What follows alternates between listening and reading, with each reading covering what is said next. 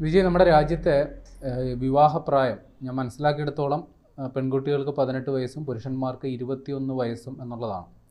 പക്ഷേ പലയിടങ്ങളിലും ഒളിഞ്ഞും തെളിഞ്ഞുമൊക്കെ ഈ ശൈശവ വിവാഹം ഇപ്പോഴും നടക്കുന്നുണ്ട്. അതിന് ചില ആചാരപരമായ സംരക്ഷണമോ മതപരമായ സംരക്ഷണമോ ലഭിക്കുന്നുണ്ട്. ചില സമൂഹങ്ങളിൽ അത് ഒരു പൊതുവെ ആചാരത്തിൻ്റെ ഭാഗമായും നടക്കുന്നുണ്ട്.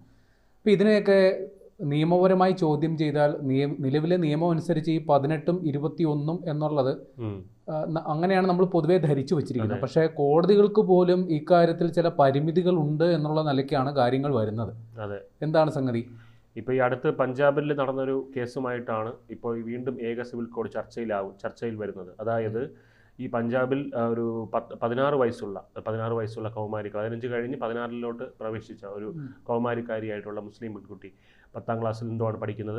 ആ ഒരു പെൺകുട്ടി 30 വയസ്സുള്ള മുസ്ലിം യുവാവുമായി വിവാഹം ചെയ്ത അത് അദ്ദേഹത്തിൻ്റെ സംരക്ഷണയിലാണ് എന്നുള്ളതാണ് ഈ ഒരു പോക്സോ കേസുമായിട്ട് ബന്ധപ്പെട്ട് ചർച്ചയിൽ വരുന്നത്. അപ്പോൾ പോക്സോ കേസിൽ ഇദ്ദേഹം അകത്താകും എന്നാണ് നിങ്ങൾ വിചാരിച്ചിരിക്കുന്നതെങ്കിൽ തെറ്റി. കാരണം മുസ്ലിം മതത്തിൻ്റെ വ്യക്തി നിയമം അനുസരിച്ച് അനുവദനീയമാണ് ഇത്തരത്തിലുള്ള വിവാഹബന്ധങ്ങൾ എന്ന വിധി പ്രഖ്യാപിച്ചത് മറ്റാരുമല്ല, സുപ്രീം കോടതി തന്നെയാണ് എന്നുള്ളതാണ് ഇവിടെ അതിശയകരമായ വസ്തുതയായി ഇപ്പോൾ ഉയർന്നു വന്നിരിക്കുന്നത്.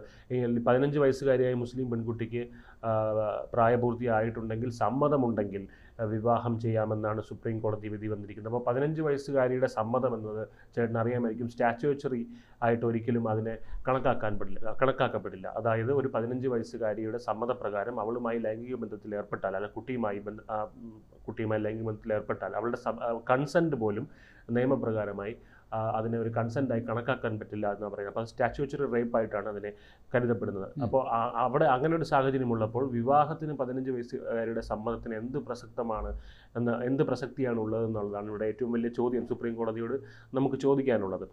ശൈശവ വിവാഹം എന്നതിൻ്റെ പരിധിയിൽ ഇതിനെ കണക്കാക്കാൻ പറ്റില്ല എന്നാണ് സുപ്രീം കോടതി പറയുന്നത്. കാരണം ഇതിനെ ഒരു 16 വയസ്സുള്ള ഒരു മുസ്ലിം പെൺകുട്ടിയും 30 വയസ്സുള്ള ഒരു മുസ്ലിം പുരുഷനും സംരക്ഷണം നൽകുന്ന 2022 പഞ്ചാബ് ഹരിയാന കോടതി വിധിയെ ചോദ്യം ചെയ്തായിരുന്നു NCPCR സുപ്രീം കോടതിയിൽ പോയപ്പോൾ. അപ്പോഴാണ് ഈ വിചിത്രമായിട്ടുള്ള ഒരു വാദം സുപ്രീം കോടതി പറഞ്ഞത്. ഇതിനെ അങ്ങനെ കാണാൻ കഴിയില്ല, കാരണം മുസ്ലിം വ്യക്തി നിയമത്തിൽ വരുന്നതാണ് ഇത്.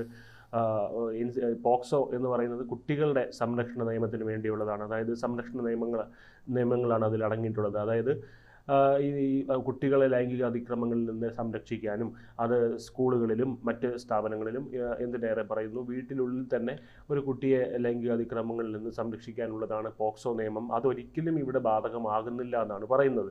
അപ്പോൾ കോടതി തന്നെ എന്നിട്ട് പറയുന്നതാണ്, ഈ പരമോന്നത കോടതി വിധി എന്ന് പറയുമ്പോൾ നമ്മൾ എപ്പോഴും ഒരു സംശയമുണ്ട്. നമ്മൾ എന്തെങ്കിലും കോടതിക്കെതിരെ പറഞ്ഞാൽ അത് അതിനെന്ത് പറയുമല്ലോ, കോടതി അലക്ഷ്യമല്ലേ, കോടതി അലക്ഷ്യമാകുമോ, അങ്ങനെയൊക്കെ ഉള്ള സംശയങ്ങളുണ്ട്. പക്ഷേ ഇത്തരത്തിൽ വിമർശനങ്ങൾ ഉന്നയിക്കാനുള്ള സ്വാതന്ത്ര്യമുള്ള ഒരു രാജ്യം തന്നെയാണ് നമ്മുടേത്. കോടതിയല്ല, സുപ്രീം കോടതിയല്ല, പ്രധാനമന്ത്രിയല്ല, ആരാണെങ്കിലും മണ്ടത്തരം പറഞ്ഞാൽ അതിനെ വിമർശിക്കുക, അല്ലെങ്കിൽ സാമാന്യ യുക്തിക്ക് നിരക്കാത്ത കാര്യം പറഞ്ഞാൽ അതിനെ വിമർശിക്കുക എന്നുള്ളത് ഓരോ പൗരൻ്റെയും അവകാശമാണ്. അപ്പോൾ അതായത് ഇപ്പോൾ ഇതിനകത്ത് 15 വയസ്സിന് മുകളിലുള്ള ഒരു പെൺകുട്ടിക്ക് ഇഷ്ടമുള്ള വ്യക്തിയെ വിവാഹം കഴിക്കാൻ അവൾ പ്രായപൂർത്തിയായിട്ടുണ്ടോ എന്നുള്ളത് മാത്രം നോക്കിയാൽ മതി എന്നാണ് സുപ്രീം കോടതി പറയുന്നത്. അപ്പം എന്തുമാത്രം പരിഹാസ്യമാണ് ഈ സുപ്രീം കോടതിയുടെ ഈ ഒരു പ്രസ്താവന എന്നുള്ളത് നമ്മൾ മനസ്സിലാക്കണം. കാരണം 15 വയസ്സിന് മുകളിലുള്ള ഒരു പെൺകുട്ടിക്ക് ഇഷ്ടമുള്ള ഒരു പുരുഷനെ വിവാഹം കഴിക്കാൻ അത് മുസ്ലിം മതമായതുകൊണ്ട് മാത്രം സാധ്യമാകുന്നു എന്ന് പറയുന്നത് ഒരിക്കലും ഒരു മതേതര രാജ്യത്തിന് ചേർന്ന ഒരു നിലപാടായിട്ട് ഒരിക്കലും കണക്കാക്കാൻ കഴിയില്ല. ഇവിടെ ഇപ്പം 30 വയസ്സുകാരനായിട്ടുള്ള ജാവേദിന് 15 വയസ്സ് മാത്രമുള്ള ഐഷ എന്ന് പറയുന്ന ഒരു പെൺകുട്ടിയുമായിട്ടാണ് വിവാഹം നടന്നിരിക്കുന്നത്. അവർക്കൊരു കുട്ടിയുമുണ്ട്. അപ്പോൾ കുടുംബാംഗങ്ങൾ ഉൾപ്പെടെ ഇതിന് എതിർപ്പ് പ്രകടിപ്പിച്ചിരുന്നു എന്നാണ് അറിയാൻ കഴിയുന്നത്. കാരണം കുടുംബാംഗങ്ങളിൽ ഉൾപ്പെടെ നിന്ന് വരുന്ന ഭീഷണികൾക്കെതിരെയാണ് ഇവർ ഭീഷണിയിൽ നിന്ന് രക്ഷപ്പെടാനാണ് ഇവർ ഹൈക്കോടതിയെ സമീപിച്ചിരുന്നത്. അവരുടെ ജീവനും സ്വത്തിനും സ്വാതന്ത്ര്യത്തിനൊക്കെ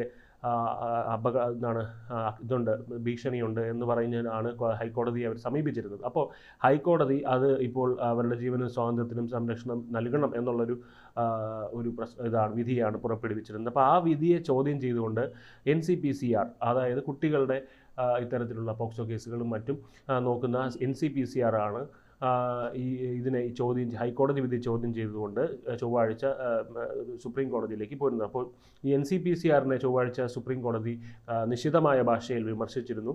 അതായത് നിങ്ങൾക്ക് ഇതിനെ സുപ്രീം കോടതിയുടെ ഈ ഒരു പരാമർശം കേൾക്കുക വളരെ എന്താ പറയുക, നമുക്ക് അത് കേൾക്കുമ്പോൾ തന്നെ സഹതാപമാണ് തോന്നുന്നത് ഒരു കോടതിയോട്. കാരണം ഒരു മതത്തിൻ്റെ മുമ്പിൽ മുട്ടുകുത്തുന്ന ഒരു ഒരു ഒരു കോടതിയാണ് നമുക്കിവിടെ കാണാൻ കഴിയുന്നത്. അത് പ്രായപൂർത്തിയാകാത്ത 2 കുട്ടികളെ ഹൈക്കോടതി സംരക്ഷിക്കുന്നുണ്ട്.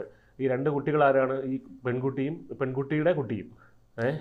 പ്രായപൂർത്തിയാകാത്ത 2 കുട്ടികളെ ഹൈക്കോടതി സംരക്ഷിക്കുന്നുണ്ടെങ്കിൽ അത്തരമൊരു ഉത്തരവിനെ നിങ്ങൾക്ക് എങ്ങനെ വെല്ലുവിളിക്കാൻ കഴിയും എന്നാണ് ജസ്റ്റിസ് VV നാഗരത്നയും ജസ്റ്റിസ് R മഹാദേവനും അടങ്ങിയിട്ടുള്ള ബെഞ്ച് ചോദിച്ചത്. എന്തായാലും ഒരു രാജ്യത്ത് ചില പെൺകുട്ടികൾക്ക് 15 വയസ്സിൽ വിവാഹം, മറ്റുള്ളവർക്ക് 18 വയസ്സിൽ വിവാഹം എന്നൊക്കെയുള്ള കാര്യങ്ങൾ ഒരിക്കലും ആധുനിക സമൂഹത്തിലും അല്ലെങ്കിൽ അത്തരത്തിലുള്ള രാജ്യങ്ങളിലുമൊന്നും ഇതൊന്നും അനുവദനീയമല്ല. സോവറൻ റിപ്പബ്ലിക് ആയിട്ടുള്ളൊരു രാജ്യമാണ് ഇന്ത്യ എന്ന് പറയുന്നത്, സെക്യുലർ ആയിട്ടുള്ളൊരു സ്റ്റേറ്റാണ്. അപ്പോൾ ഇവിടെ അത്തരത്തിലുള്ള കാര്യങ്ങൾക്ക് ഇപ്പോഴും ചർച്ചയാവുന്നത് എന്നത് തന്നെ ആക്ഷേപകരമാണ്. അപ്പോൾ ഈ കാര്യത്തിൽ തുല്യനീതിക്കായിട്ട് എന്താണ് സ്ത്രീകൾ ഇത് അംഗീകരിക്കാനാകുമോ എന്നുള്ള ചോദ്യം ഇവിടെ വരുന്നുണ്ട്. ഈ തുല്യനീതി ഈ 2 മതത്തിൽപ്പെട്ട അല്ലെങ്കിൽ ക്രിസ്ത്യൻ മതത്തിലോ ഹിന്ദു മതത്തിലോ ഉള്ള സ്ത്രീകൾക്ക് ഇങ്ങനെ ഒരു ഗതിയില്ല. ഇത് മുസ്ലിം സ്ത്രീകൾക്ക് മാത്രം ഉണ്ടാകുന്നൊരു ഗതികേടാണ്. അപ്പോൾ ഈ ഒരു കാര്യം പെൺകുട്ടിയുടെ 18 വയസ്സ് തികയാത്ത പെൺകുട്ടികൾക്ക് എന്ത് സമ്മതമാണ് ഈ കാര്യത്തിൽ കൊടുക്കാൻ പറ്റുന്നത് എന്നുള്ള കാര്യമൊക്കെ കോടതി ഉത്തരം പറയേണ്ട കാര്യങ്ങളാണ്. അതിൽ NCPCR എങ്ങനെ അസ്വസ്ഥമാകുന്നത് എന്തുകൊണ്ട്? ഇത്തരത്തിലുള്ള ചോദ്യങ്ങളൊക്കെയാണ് സുപ്രീം കോടതി ചോദിക്കുന്നത്. ഇത് പോക്സോ കേസോ അല്ലല്ലോ, പോക്സോവുമായിട്ട് ഇതിനെന്ത് ബന്ധം എന്നൊക്കെയാണ് ചോദിക്കുന്നത്. അപ്പോൾ ഇതൊരു കുടുംബക്കാരും അറേഞ്ച്ഡ് മാരേജ് എന്ന് പറയുമ്പോൾ അതൊരു കുടുംബക്കാർ അറിഞ്ഞുകൊണ്ട് നടത്തുന്ന ഒരു ലൈംഗിക അതിക്രമം തന്നെയല്ല ഇതെന്ന ചോദ്യത്തിന് ഇത് പറച്ചിൽ കോടതിയുടെ ന്യായം കേട്ടാൽ തോന്നും ഈ 18 വയസ്സിൽ താഴെയുള്ള കുട്ടികളെ ലൈംഗികമായി പീഡിപ്പിക്കും. ഇപ്പോൾ ഈ ബലാത്സംഗം അടക്കമുള്ള കേസുകളിൽ, പോക്സോ ബാധകമാകുന്ന കേസുകളിൽ പെൺകുട്ടി അദ്ദേഹത്തിനോട് പറയുന്നു അല്ലെങ്കിൽ കോടതിയോട് പറയുന്നു എൻ്റെ സമ്മതത്തോടെയാണ് എന്ന് പറഞ്ഞുള്ള അവസ്ഥ ആലോചിച്ച് നോക്കി. ചിലപ്പോൾ ഈ പ്രണയബന്ധങ്ങളിലൊക്കെ പെട്ട് ഇത്തരത്തിൽ വരുന്നതാണ് ഏറിയ പങ്കും ഈ പോക്സോ പീഡന കേസായിട്ട് വരുന്നത്. തിരിച്ചറിവില്ലാത്ത പ്രായത്തിൽ അവരെ ലൈംഗികമായി ചൂഷണം ചെയ്യുന്ന കേസിലൊക്കെയാണ് ഇത്തരം പോക്സോ കേസുകൾ സാധാരണഗതിയിൽ വരാറ്. കോടതികളിലും അല്ലെങ്കിൽ പോലീസൊക്കെ കേസെടുക്കുന്നത് ഇങ്ങനെയാണ്. അപ്പോൾ അവിടെയും കോടതി ഈ നിലയിലുള്ള ന്യായമാണ് പറയുന്നതിനുള്ള അവസ്ഥ ആലോചിക്കുക. അതാണ് പറയുന്നത്. ഈ ഒരു നമ്മുടെ 4 തൂണുകളിൽ ഒന്നാണ് ജുഡീഷ്യറി എന്ന് പറയും. ഇന്ത്യ എന്ന ജനാധിപത്യ രാജ്യത്തിൻ്റെ 4 തൂണുകളിൽ അതിലൊരു ശക്തമായ തൂണാവേണ്ടതാണ് ജുഡീഷ്യറി. ജുഡീഷ്യറിയാണ് ഇവിടെ ഒരു മതാചാരത്തിൻ്റെ അല്ല, അത് ജുഡീഷ്യറിയെ കുറ്റം പറയുന്നതിലൊരു പരിമിതിയുണ്ട്. കാരണം കോടതി ഈ സാങ്കേതികത്വം വളരെ രീതിയിൽ പരിഗണിക്കുന്ന ഒരു സംഗതിയാണ്. ഒരു നിയമം പരിഗണിക്കുമ്പോൾ തന്നെ മറ്റൊരു നിയമത്തിൽ അതിന് ബദലുണ്ടെങ്കിൽ കോടതിക്ക് അതും പരിഗണിക്കേണ്ടി വരും. അത് സ്വാഭാവികമാണ്. ഇപ്പോൾ പോക്സോ കേസിന്റെ പരിധിയിൽ 18 വയസ്സെന്നുള്ള ഒരു മാനദണ്ഡം ഉള്ളപ്പോൾ തന്നെ ഈ മുസ്ലിം വ്യക്തി നിയമത്തിൽ അത് ബാധകമല്ല, അത്തരത്തിൽ ഇത് നിക്കാഹ് നടത്തി കൊടുക്കുന്നതിന് അത് പ്രശ്നമല്ല എന്നുണ്ടെങ്കിൽ അത് കോടതിക്ക് അതും നിലവിൽ നമ്മുടെ രാജ്യത്ത് നിലവിൽ മുസ്ലിം വ്യക്തി നിയമം ബാധകമാണ്. അത് നിർത്തലാക്കിക്കൊണ്ട് ഏക സിവിൽ കോഡ് ഇനിയും വന്നിട്ടില്ല.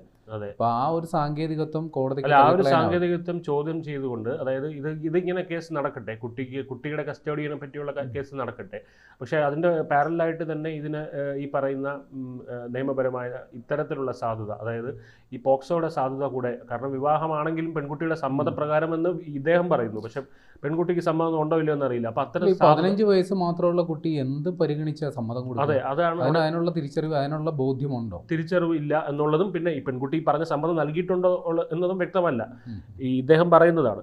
അപ്പോൾ അതിന്റെ സാധുത പരിശോധിച്ച് ഇത് നടക്കട്ടെ എന്ന് പറയുമ്പോൾ സുപ്രീം കോടതി പറയുന്നത് അത് ഇതിനകത്ത് പരിഗണിക്കാൻ പറ്റില്ല. ഈ ഒരു നിയമത്തിനെ നിങ്ങൾക്ക് ചോദ്യം ചെയ്യണമെങ്കിൽ പ്രത്യേകം അതിനൊരു കേസായിട്ട് അതൊരു പ്രത്യേക ഹർജിയുമായിട്ട് വരൂ എന്നാണ് ഐശ്വര്യ ഭട്ട് എന്ന് പറയുന്ന ഇതിൻ്റെ NCPCRന്റെ അഡ്വക്കേറ്റിനോട് സുപ്രീം കോടതി പറഞ്ഞിരിക്കുന്നത്. അപ്പോൾ എന്തായാലും BJP സർക്കാരിൻ്റെ പ്രകടന പത്രികയിൽ 3 തവണയും ഉണ്ടായിരുന്നൊരു ഒരേ ഒരു കാര്യം എന്താണെന്ന് ചോദിച്ചു കഴിഞ്ഞാൽ അത് യൂണിഫോം സിവിൽ കോഡ് അല്ലെങ്കിൽ ഏക സിവിൽ കോഡ് എന്നുള്ളതാണ്. ബാക്കിയെല്ലാം അവർ നടപ്പിലാക്കി. രാമക്ഷേത്രം പണിതു, ഈ പറഞ്ഞ പോലെ ആർട്ടിക്കിൾ 370 റദ്ദാക്കി, പിന്നെ വഖഫ് ഭേദഗതി നിയമം ആയിക്കോട്ടെ, CAA സിറ്റിസൺഷിപ്പ് അമെൻഡ്മെന്റ് ആക്ട്, ഇവിടെ എത്തുമ്പോൾ നരേന്ദ്രമോദി സർക്കാരിന് മുട്ടടിക്കുന്നതായിട്ടാണ് നമ്മൾ കാണുന്നത്. അതുകൊണ്ട് ഈ നരേന്ദ്രമോദി എന്ന പ്രധാനമന്ത്രിയെ ഒരു സിംഹം എന്നൊക്കെ വാഴ്ത്തണമെന്നുണ്ടെങ്കിൽ ഏക സിവിൽ കോഡ് നടത്തണം രാജ്യം. അതിന് ഒരുപാട് പരിമിതികളുണ്ട്. കാരണം ഈ ന്യൂനപക്ഷങ്ങളെ മൊത്തത്തിൽ അതിൻ്റെ അട്ടിപ്പേർ അവകാശം പേറുന്ന പല പാർട്ടികളുമുണ്ട്. അതെ. അവരിവരെ വല്ലാണ്ടങ്ങ് ഇളക്കി വിടും. അപ്പോൾ അത് നമ്മുടെ നിലവിലെ രാജ്യത്തെ ഒരു ക്രമസമാധാന പ്രശ്നത്തിൽ ഒരു മറ്റൊരു ലഹളയോ ഇതൊക്കെ ആയി തീരാനുള്ള സാധ്യത നമുക്ക് തള്ളിക്കളയാനാവില്ല. അപ്പോൾ കേന്ദ്ര സർക്കാരിന് അതും കൂടി പരിഗണിക്കേണ്ടതുണ്ട്. ഇപ്പോൾ നിലവിൽ കേന്ദ്ര സർക്കാർ ഉദ്ദേശിക്കുന്ന ഇപ്പോൾ മുത്തലാഖ് നിരോധനം അത് ആദ്യം വലിയ കോളിളക്കം ഉണ്ടായെങ്കിൽ അത് നടപ്പിലായപ്പോൾ വലിയ രീതിയിൽ സ്വീകാര്യത ഉണ്ടായി. അപ്പോൾ സമാനമായ ഒരു രാഷ്ട്രീയ സാഹചര്യം ഉരുത്തിരിയുന്നത് വരെ കാത്തിരിക്കുകയായിരിക്കാം എന്നുള്ളതാണ് നമ്മൾ അനുമാനിക്കേണ്ടത്. പക്ഷേ BJP സർക്കാരിൻ്റെ ഒരു ട്രാക്ക് റെക്കോർഡ് പരിശോധിക്കുമ്പോൾ അവർ എന്തെങ്കിലും കാര്യങ്ങൾ പറഞ്ഞിട്ടുണ്ടെങ്കിൽ അത് നടപ്പിലാക്കിയ ചരിത്രമാണുള്ളത്. അതുകൊണ്ട് ഏക സിവിൽ കോഡ് എന്ന് പറയുന്ന ആ ഒരു ആശയം വലിയ താമസമില്ലാണ്ട് തന്നെ നടപ്പിലാക്കപ്പെടും. അങ്ങനെയാണെങ്കിൽ ഈ തരത്തിലുള്ള വൈരുദ്ധ്യങ്ങൾ ഒരു പരിധിവരെ പരിഹരിക്കപ്പെട്ടേക്കും എന്നുള്ളതാണ് നമ്മൾ പ്രതീക്ഷിക്കേണ്ടത്.